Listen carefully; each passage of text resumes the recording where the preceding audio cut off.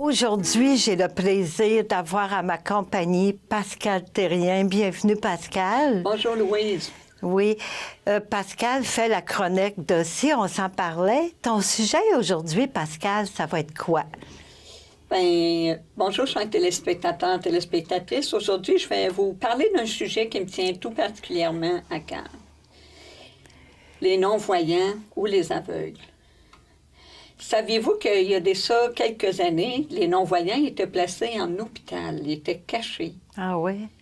Parce qu'on disait d'eux et d'elles qu'elles n'étaient pas fins ou fines.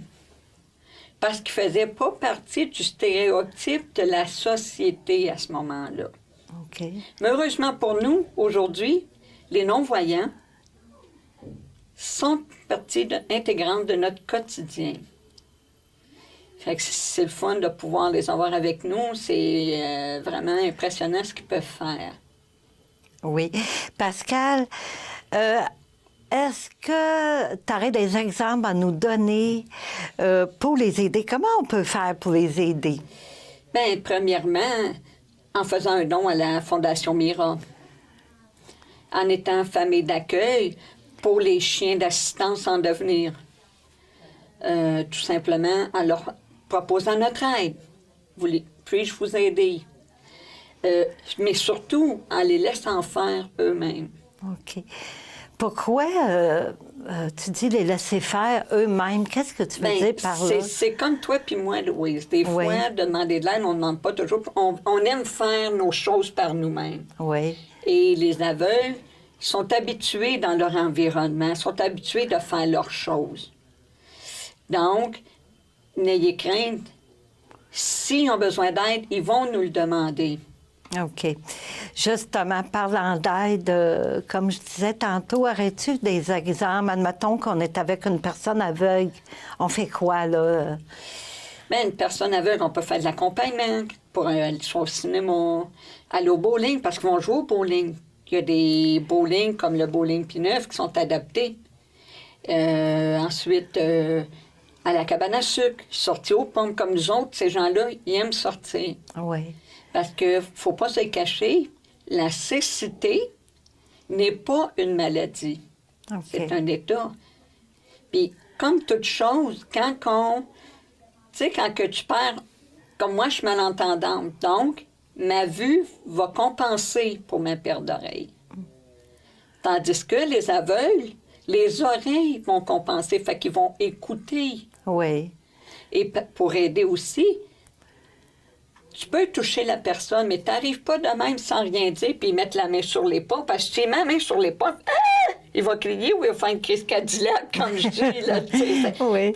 Mais si tu arrives, bonjour, Madame Huguette, ou bonjour, Louis, c'est Pascal. À force de lui dire, elle va reconnaître notre voix. Bonjour, on va dire bonjour, Pascal. Une autre manière d'aider aussi, quand vient l'heure du repas, si tu donnes une collation ou un repas, le verre d'eau ou de jus ou de lait, peu importe, tu lui donnes, tu lui mets dans sa main. Tu votre table devant vous. La personne va le déposer. Fait qu'en le déposant elle-même, elle le sait qu'elle l'a déposé, que sa table est devant elle. Parce que tu lui mets de même, puis là, il bouge comme nous, fait que ça va faire un dégât, le verre va tomber ou quoi que ce soit. Fait que c'est une manière, tu sais, c'est des petits gestes très, très simples. Oui.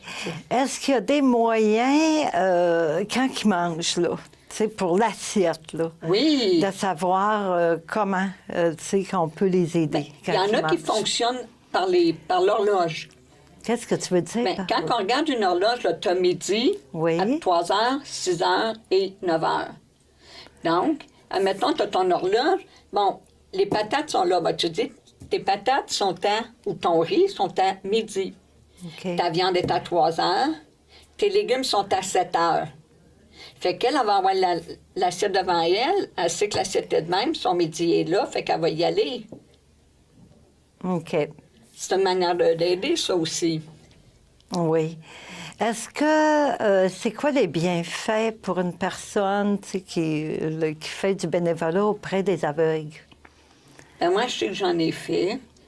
J'ai une amie qu'on a en commun, puis pour moi, c'est tout un émerveillement, c'est une motivation. Pourquoi? De voir tout ce qu'elle est capable de faire. Elle est présidente de l'Association des aveugles de Ville-Marie. Elle s'implique dans des CA, dans des activités. Elle organise des sorties cabane à sucre, sorties aux pommes. Tu sais, à la bague, bon, pour l'aider, ben il y a des marches. Tu arrives aux marches, ben tu sais, tu lui dis, là, il y a des marches, la rampe est à ta gauche, fait que là, elle va se tenir, puis elle va les monter, elle va savoir. Tu sais, il est bien fait. Puis ces gens-là, là, sont aveugles. Ils n'ont pas de maladie, là, d'une MTS, quoi que ce soit, là. Ces gens-là, là, de leur parler, Ouais. de les inclure dans notre quotidien, en partant en soi, c'est un enrichissement. Parce qu'ils nous apportent, pour moi, une autre vision. Oui. Tu sais, un autre point de vue.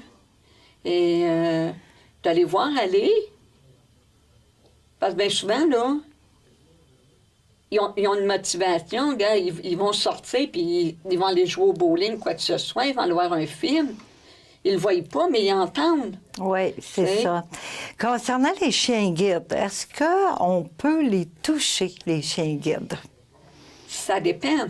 Quand un chien guide est en travail, qu'on appelle, qui a son attelage dessus, qui est au bras du maître ou de sa maîtresse, on n'est pas censé, il est en travail.